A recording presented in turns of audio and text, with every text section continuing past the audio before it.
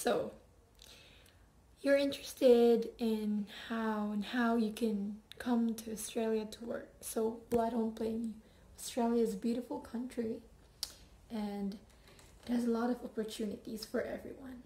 So, first step is you need to ask yourself,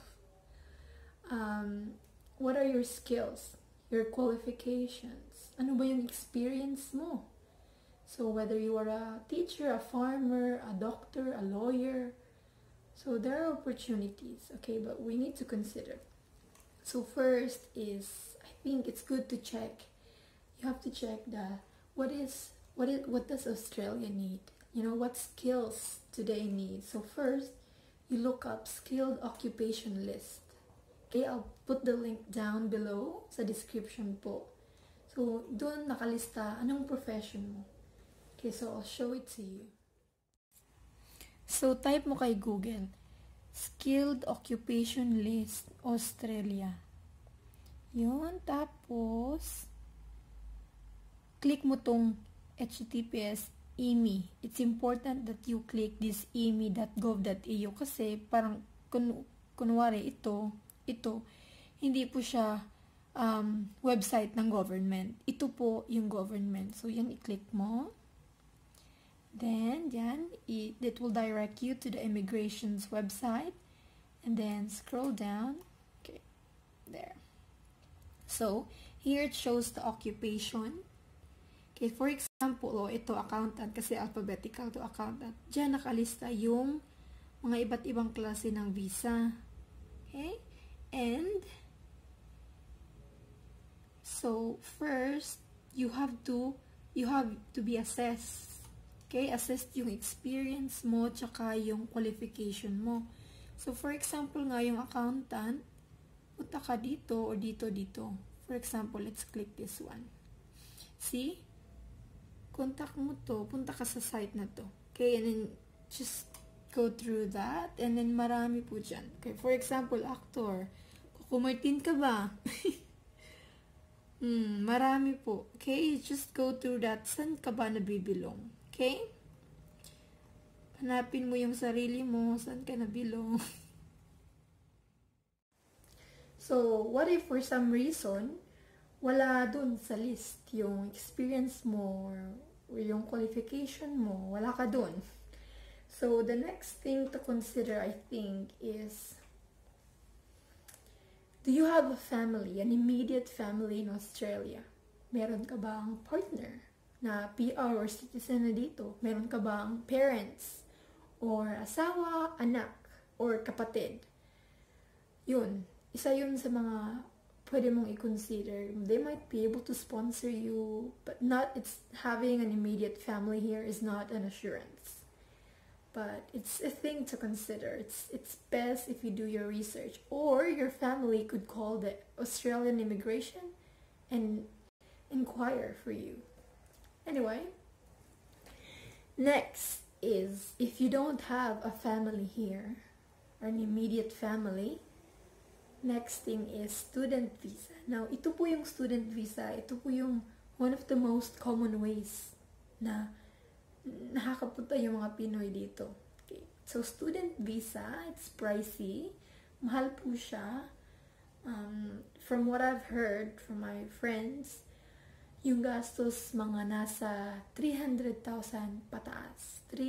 Merong under 300,000, merong 500,000. Depende po. Okay. So, ngayon, maswerte yung Pinas kasi just I think last year or 2 years ago, naging part na tayo, parang nag-level up yung Pilipinas kasi mababait tayo. So, meron ng mga schools sa Australia that doesn't require IELTS, the exam, English exam, and then no show money. So, that's really good kasi yung show money, medyo talagang expensive siya. Kasi you need to prove na you're capable of supporting yourself financially dito sa Australia. Usually kasi yung show money nasa 1 million pesos, sobra pa nga. So, anyway, so student visa, ano nga ba nasa student visa? Well, with student visa, you can work 20 hours per week. Yan po yung legal. Yung mga Pinoy, I think most of them or some of them, they have cash on hand jobs. Pero yun, bawal po yun. Pero, yeah, yun yung ginagawa ng iba to survive. Kasi medyo mahal din po dito. So, if you are interested in going with a student visa, well, you need to ask yourself, still, you have to consider ano po yung experience tsaka qualification nyo, whether you are a graduate or an undergraduate in the Philippines. Meron po kayong pag-asa, okay? Di naman, I don't think they're very strict naman.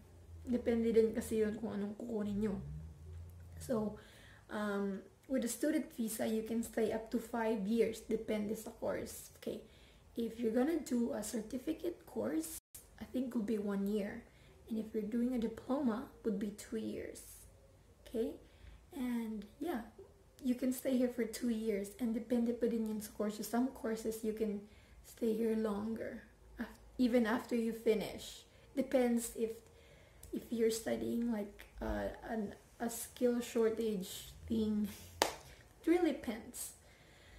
So I would suggest that you do your own research, okay? There's a lot of videos on the internet, mga experiences ng mga Pinoy. And also, meron ding group ang mga Pinoy dito sa Australia or kahit na pa sa labas sa Australia. It's called Pinoy Visa Discussion. I will put the link down below, okay? So yun yung mga paraan. So first, skill set. Punta ka sa skill set. Meron ka ba ng mga in demand? Meron ka ba ng skills na kailangan ng Australia? Second is family. Yun nga, kung may afam ka ba? Kung may immediate family ka dito na pwedeng mag-sponsor sa'yo. Next is yun, student visa. You study here. And you can work part-time. But yeah, it's just all depends lang sa diskarte po. But what's important is you do your research, basa-basa po pag may time. And be mindful of agencies po. If you're gonna interested in student visa, I would recommend that you do it on your own. There are agencies that does not require fees po, like IDP, and there's another one. Yeah, IDP, that's what I know. Yeah, but you can do it yourself. But if you're not confident enough, well, you can get an agent. So yeah, I hope that you learned something from my video, and I'll see you on the next video.